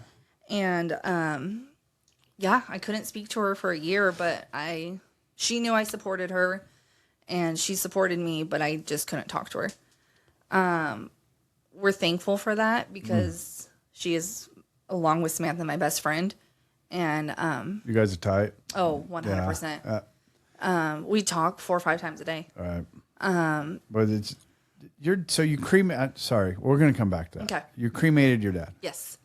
What was the decision there? I mean, financial or was Financial. it? Okay. The only reason why I say it is because, for me, if she ever puts me in a coffin, I'll fucking haunt her. For one, don't ever spend a dime on one of them fucking boxes. Mm-hmm. That's number 2. But I have found that when people cremate some people, it's because they just don't give a shit about them. And it was That's kinda, the reason it was why I'm kinda like asking. that. That's what my wife wants. What? She wants to cremate it and be spread. She doesn't want people showing up at but that's a at a different plot somewhere. that's a different one, right? She's planning that. Same way as I'm telling Katie, don't you ever put me in a fucking box. Burn me and toss me. In fact, I got a picture of where she's going to toss me around the back of my arm. I'm gonna go catch some fish. So we'll go up there. But there's some people that burn them because they don't fucking like them any better than that. And I think that's where it was too, but also financial because he didn't Right. have any money. He didn't have life insurance. Well, he sold that Pat Tillman jersey. Yeah. You know, he had nothing, Yeah, nothing it's to so his sad. name. So thank God for, you know, my mom, my dad, and my grandpa, because they paid for the funeral. His ex-wife. Yep. And the man that married her. Yep. Married. Yep. And Your stepdad seems like a very, very logical man. amazing man. Wow. Very amazing man. Hey, by the way, salmon does have an L in it, Debbie. I was wondering. you're right, I'm you like, do. okay, am I? You're right. retarded? Thank I'm you. like, Thank you for correcting me because I was okay. honestly thinking about it too. Yeah. I wasn't Well, I about was to going to say say something, anything, but 'cause I was like, Salmon Sarah season was opened into up her today. talking, so I wasn't going to correct you right there. See, that's the difference But it was between you gonna- and I. But it was going to happen. Trust me. But the difference between you and I wouldn't have given a shit. I go, hey, dumb fucker, it's got an L in it. Remember I showed you my phone when I showed you my phone? Yeah, I know. Oh my God, we went down a rabbit hole. See, I told you it happens. It happens. So yeah, so Dad's cremated. Where's he at? In an urn. Was your dad working through his addiction? Yes. Yes and no. Because you were saying that he had some surgeries on him. I remember him having surgery. But I also remember, I want to say he was like on crutches, we were standing out by the baseball fields, and he's like, yeah, but I got to have surgery on my foot. And because I've got this thing going on, well, I work in an orthopedic office, so I was like, well, what do you haven't done? He's like, I got this thing called a Morton's neuroma, which I know what that is. I said, oh, it feels like you're stepping on rock. And he's like, yeah, it does. And I've got it in my other foot, too. And I just thought to myself, then, he's fishing. He's wanting to be able to... Surgery for more pills. Yep. I know a lot. I've sponsored a few people like that. Yeah. I So I think he just stopped working. You know, I think with all the surgeries and the pills, Was it ever like a work injury? Was he maybe like... he had workman's comp. So maybe that's how he was surviving. Yeah, and because like I said, he didn't. I don't think had any savings. Maybe like a little bit from when he sold the house, but I don't. We used to think that is like, how in the hell is he always? Because he was always at the school, always at the school, right? and that's where I'm like, can't come and support us. Like, stop showing up to our stuff. But then it was also kind of a relief, because He had an outlet. yeah. So thank God for my stepdad. So he's cremated, and he's actually at my parents' house. Shut up. I swear. He is in my old bedroom. We have not done anything with him. I don't know why. Well, maybe you three will heal through this, Yeah. and you can do something with him. Yeah, and we have always talked about driving, you know, whether that was to Montana or, you know, he loved the Dallas Cowboys. Yes, he did. God, did he love the Dallas Cowboys. Yes, he did. And so, you know, maybe we So gotta much stuff Dump coming him in back. the stadium. Yeah. You know, something. Carry it in the pocket. Yeah. So we've always talked about doing something with him, but we never have done anything. No, because you got too much hate. Yeah. You got too much. That's- I don't give a fuck. Yeah, it takes too much time. Right. So he didn't give us time, so fuck him. He sits in the box in my old bedroom, and It's just a box. It's not an urn. just a box. He's still in the Ziploc bag. Probably. Inside the cardboard. Seriously, probably. Yeah. For the longest time, he was in the closet, and now he's up on the bookshelf. So he's stepped up and he's moved up a little bit. Getting closer 1 to being month. freed. Yeah. You have 1 month. Maybe 1 month until I am free. you won't stay. You won't stay in that bag an hour. It only takes me to drive. He's somewhere. gonna You're snort gone. you. Look at Rob. Oh yeah. Take it at your own risk. His meth is gonna come back to him. That's freaking hilarious. So he's still there. And I don't know. We joke that my parents' house is haunted. That we've heard ghosts in there. We've seen, you know, things fly around. If ever there was going to be an unrestful spirit, it's probably going to be him. 100%. Right. Yeah. 100%. I would not let him in my house. Yeah. If he was my ex, I'm sorry. No. And Go put him in God the love garage her. or You know, something, but- her mom and the stepdad Yeah. for his like. I don't know if I was a stepdad, I'd be like, "Where's that motherfucker at?" Yeah. If I was the stepdad, he would have been flushed a long time ago, and it'd be some cornflakes in there. You guys would have never known. yeah, my mom and my stepdad are saints, and I thank God for them, because if it wasn't for them, I would be hard in addiction somewhere. No, you know. yeah. You'd probably have more hate. It would be And now you just have the isms. Yes. right. Right. We're working on it. Yes. Because I never wanted to put my mom through everything that she went through with my dad and my sister. And that was the biggest thing, is I was never going to do that to her. Is your sister open about her addiction? She is. Okay. Yeah. The only reason why I'm saying that is because I'm hoping I don't have to cut this part out. Right. No. Because I I'm would. hoping to get her on. No, you and me both. Yeah, she probably would. Yeah. It's the middle, Samantha, that's the one that has the problem coming. God bless it. No, I think Samantha would be open to it. I think they all would. I think it would be, they would, It don't matter. Yeah. It's Sarah. It's I all in think God's they hands would, at this yeah. point, right? I mean, how did you get? And I think we're at the good point where I can go to this. So through all that, what made you get into helping addicts? So I went to school initially to be a probation officer. Okay. And it's funny, I didn't want to be anything like my dad, and I chose everything that my dad loved. Yeah. And so I have my AA and my bachelor's in criminal justice, and I went that route for a little bit, and was going to get on with Stanislaus probation. I was going through all the background, all the testing, and all that, and then something just kept telling me, "Don't do this," and it wasn't my time to do it. And so I withdrew my name from the position, and I took a job at a drug and alcohol facility. And I think at that time, my daughter was just a baby. I wasn't ready to leave her yet because all of the training was down south. And so I think that was kind of my excuse. And From the criminal, from the probation side of it, all the training was down south, and I wasn't ready to leave my baby because my husband and I were always told we couldn't have kids, and so she's my gift from God. Surprise. Yep. Here you go. Yep. She's my gift from God. So I wasn't ready to be away from her yet, and so I got into the field, and I got hired just as a driver, just driving people to their appointments. Quite a bit different in salary and payroll 100%. between probation and driving people. Yep, 100%. But I just felt like this is where I needed to be. And so I worked. Hold on a second. Talk about God going, nope. Plop. Yeah.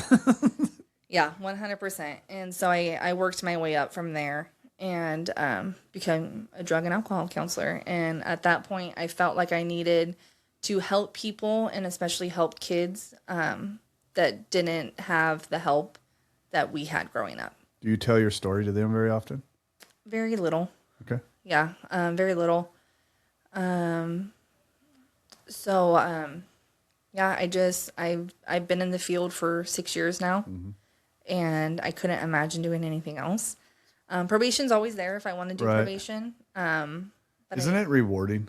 It is. To see them come in I mean, Rob and I talk about this all the time, right? To see them come in completely broken, right? We don't get it like you get it. We get it, they come in broke and not knowing what the fuck to do. Yeah. Right. And to see them, and I'm talking older guys, younger guys, and guys with 20 years of sobriety go back out and come back in. That brokenness. I've had homeless guys. Right. I've got to be a part of. God's allowed me to be a part of a lot. I turn 4 tomorrow. To literally tomorrow. We're recording this on April 11th. Yeah, I got it, but he don't fucking get that till he tomorrow. Ain't giving me no fucking front. He literally gives me. Where the fuck was I going? You just distracted me. No, you got 4 years. Watching. The men we get to watch. The men we get to watch come in, and even women, but we hang out with a lot of our men's group, and that is such a rewarding job. And you know what's funny is and heartbreaking sometimes. You know what's so funny is how many times I've heard men that they get sober for less than 3 months, and all of a sudden they want to go be a counselor. Right? It happens a lot. It happens a lot. Right now. And it's like you haven't even done your steps yet. And now even if you have, you're green. You're wet behind the ears. It happens so often. And how many of those people end up going relapsing, right? A lot of them. Most of them. Right. So, I mean, I'm not trying to talk bad about it, but the reward of helping, the reward of having to help somebody and what you're doing, it is got to give you some relief knowing that you're helping, right? because you couldn't help your dad, you're helping these guys, right? So, Well, there was nowhere there to help you. right. And That's it. That's I think selfishly that's where it started. That's Right. right. Nobody It's was not there selfish to help me. though. It's not selfish. I don't think Okay. so. I don't think you're so filling either. a void that you didn't have. Right. For It's someone not- that doesn't have it, but now they Right. do, that's a gift. Mm-hmm. And then that person can go. Yeah, So I you're don't- starting something. You're breaking the chain. That's a gift. Yeah. Breaking the chain's a good point, right? Yeah. And It's I got that a lot when I started being a counselor. You know, what the fuck can you teach me? You never done drugs and alcohol. right. So I would get that a lot, and then I said, yeah, I get that, but I've been there and I've been where you're at. I've been on the other side and watched it. I've watched it and I came out of it. Right. So if you want to learn how to come out of it, I'm here to help. Right. So I would call myself a cycle breaker, because I was going to break the chains of addiction within myself and for my daughter, because she has it on both sides of the family. Wow. Not just with my genetics, but my husband's genetics as well. And so I just never want her to have to know what this life is about. And for any of them, for my nieces and nephew. But if they do, there's a way out. Yes. Yeah. There's a place to go. Yeah. There's help to be had. And so, it's cool because I've worked both sides of it. I've worked, with county-run facilities, people homeless coming off the streets and all of that, and then to where I'm at now with, private insurance. So, Fishing and yeah, I mean, we're on a resort, and it's the moment I walked in there, it was the change that I needed, and I felt like it was home, and I absolutely. I need to come out. I speak at Maynard's a lot. I have a I question. would love to come up there and speak. because I went to Maynard's as well. And if you're an alumni, you can actually go back for over a Friday, Saturday, Sunday. You can come back and you can talk, but you can stay there. Okay. They're for free, and they just let you because they enjoy that. You have the same thing. Not Can so I much. don't? Can I? Can I? Not, Can you I wanna run around? volunteer for the weekend? So we do have people that come back and volunteer and who end up working with us. And Because I think when I retire, which I could retire in a year and a half, I'm gonna start taking some classes. Might as well, I do it anyway. I mean, man, I sponsor. You'd be an amazing I counselor. can get Rob would be an paid amazing part time to do counselor. that. hell yeah. Yeah, come. We had a guy who just taught groups. Didn't carry a caseload, just came and taught groups. That's what Chris does at Maynard's. Same thing. Yeah. But I like the one-on-one too, though. Yeah. But on that other side of that, if it hadn't have been, so Chris does not carry caseloads whatsoever, but Chris is the one that literally saved Well, he my used to. Well, he life. carried when I was there. He did. Yeah, he didn't. And yeah, anyways, he's the one that saved my life. So, Mine too. yeah. Sarah, I don't know, baby, you got anything? No, hold on. Let me start with you, Sarah. Anything left in there? I mean, there's so much. Well, but, we got all day, hon. We got all day. yeah. I mean, what else? What else you want to know? I don't know. I mean, listen, I'm not trying to pry. I'm not trying to go deep. I mean, I think their listeners got a very good idea of what you and your sisters Remember, went through. we can always come back. Right. I mean, we still, you know what? Listen, I'm not saying this as but as I said from the very beginning, this story between you three girls, what it can do for anybody else out there, right? And I said it to you, this isn't about you, right? It's not about Rob, it's not about Bonnie, it's not about Katie, and sure the hell ain't about me. You know, this started because of Can't a friend do of that, mine, 'cause then I know, I'm gonna a lose friend it. of mine lost his son to the same addiction, right? What? Yeah, well, I don't want to say his name. It's the reason why this podcast started. And I don't want anybody to suffer that, right? I want to help as many people as we can. This podcast came to me in a vision in Texas, right? After learning about my friend's son passing.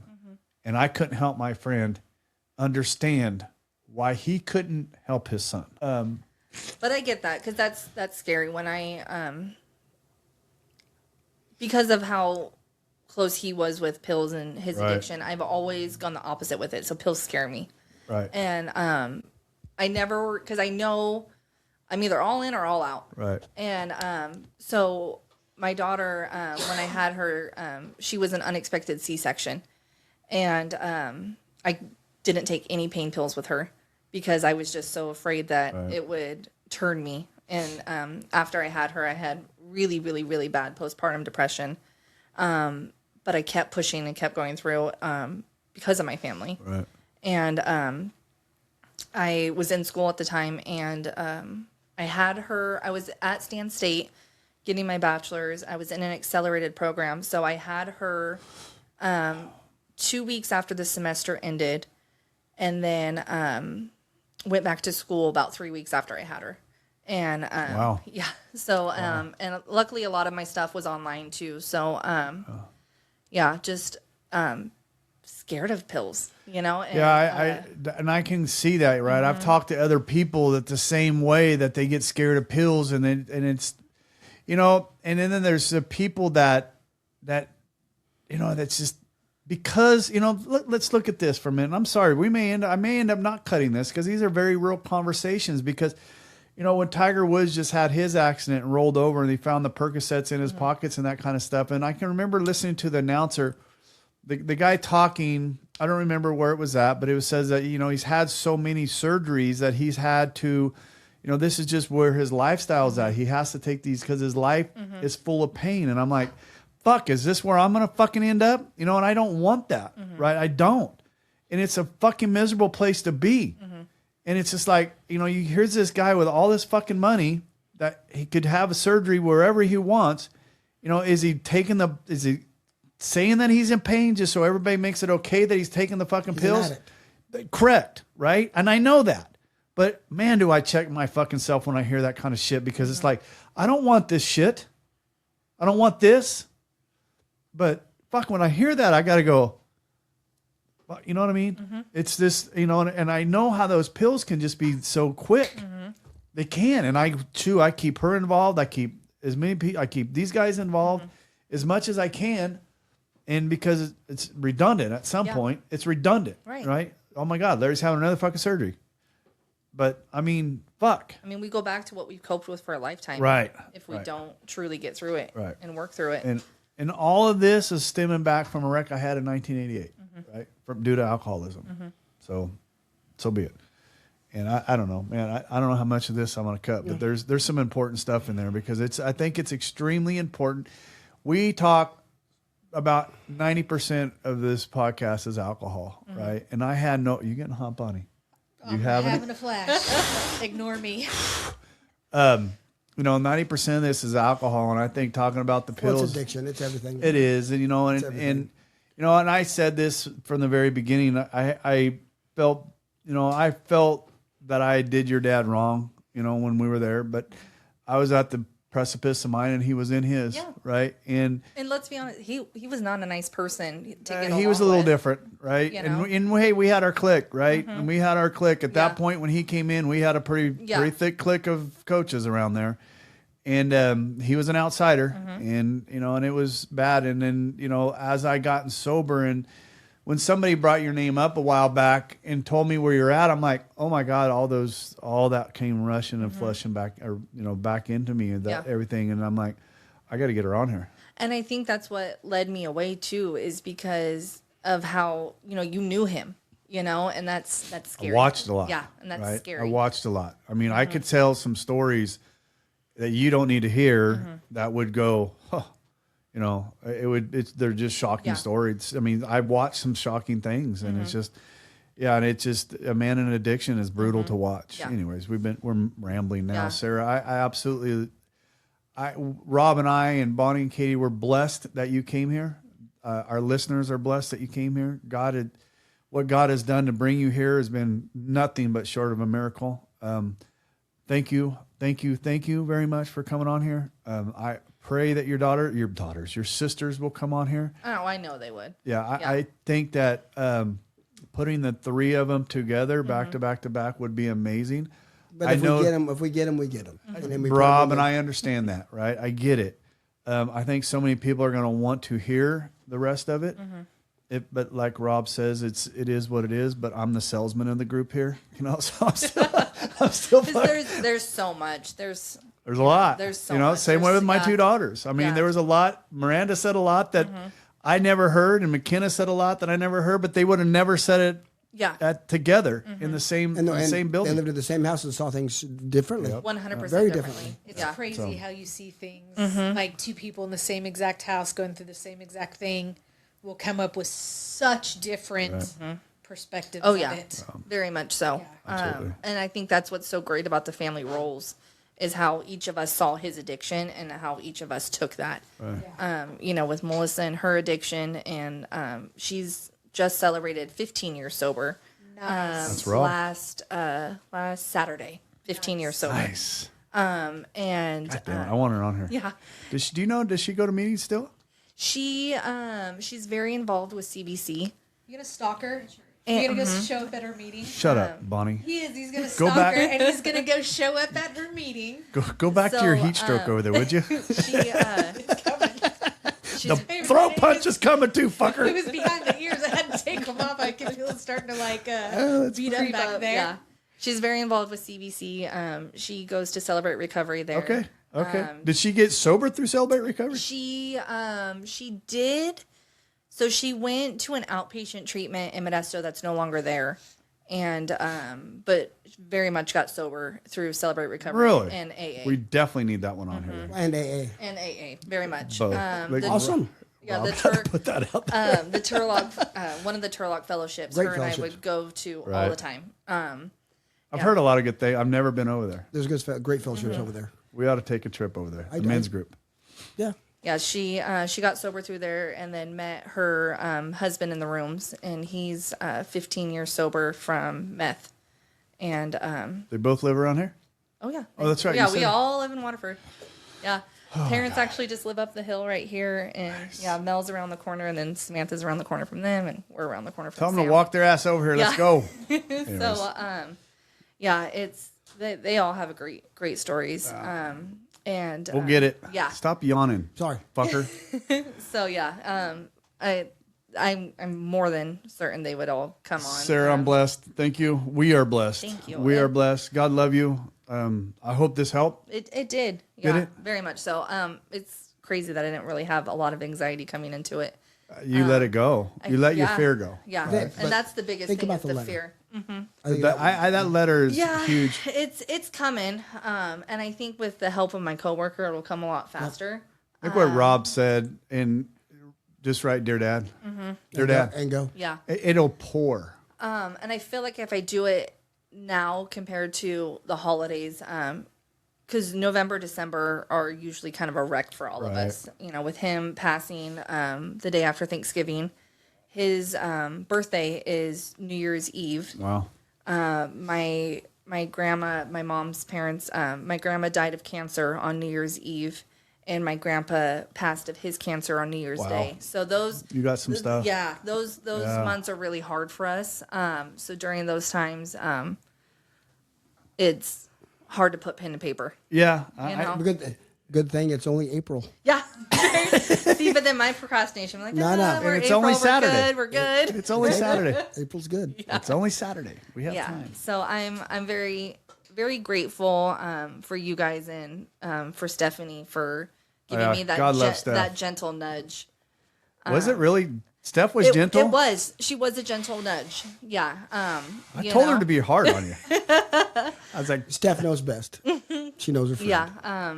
Yeah. I love Stephanie, and you know, she's like, you know, whenever you're ready, here's Larry's number, and I'm like, I already got it. I got it. You know. and Larry has his, Yes. hers. And so. And I was ghosting him. Damn it. And she goes, you know, you can do this. You know, whenever you're ready, you can do this. And then so she actually thought it was last Saturday, and she was like, okay, I'm thinking about you today. Right.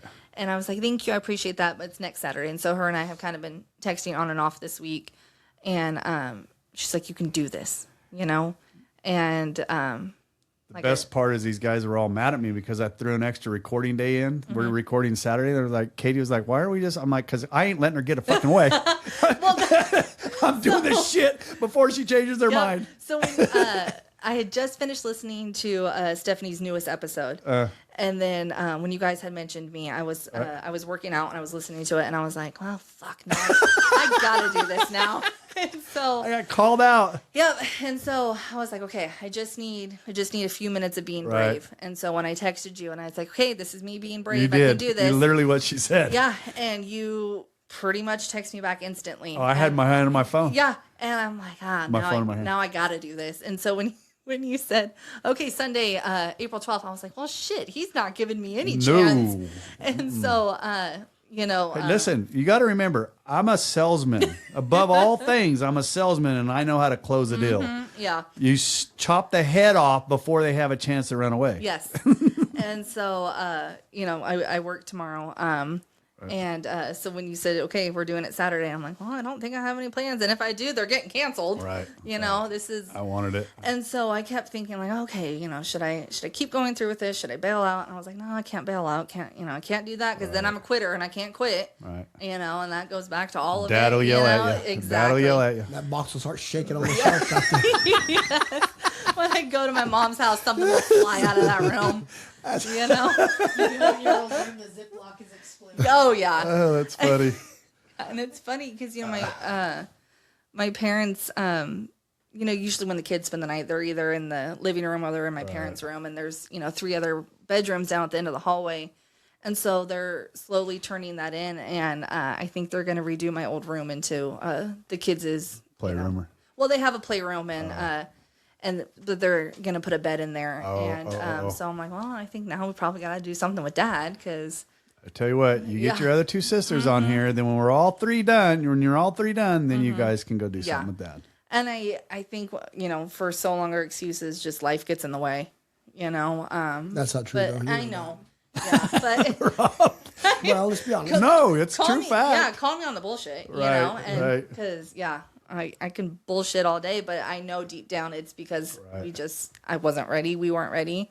I'm sure, you know, they are, but I definitely needed this to just let go and just Start moving towards some closure. Right, right. Because for God's sakes, 18 years enough is enough. Right.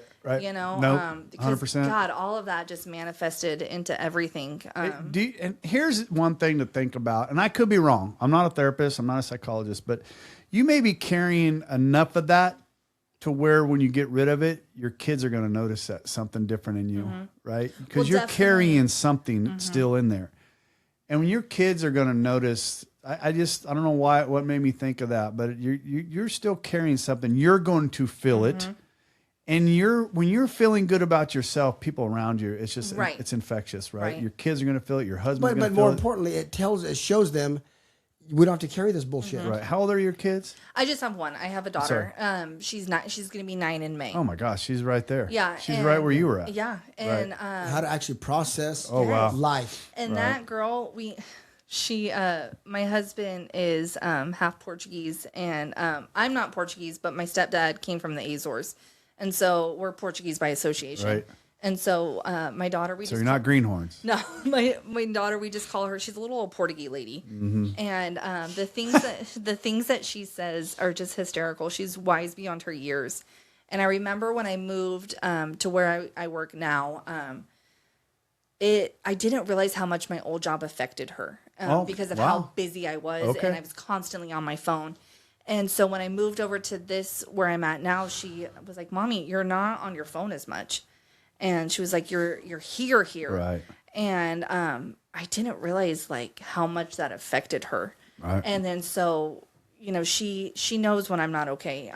You know, I still struggle with anxiety and panic attacks, and they're few and far between now, but I actually experienced a panic attack about a few weeks ago. God, and they're miserable. God, they're horrible. Horrible. Miserable. So because of how we were raised, I hate being touched. I don't like people in my bubble because everybody's a threat to me.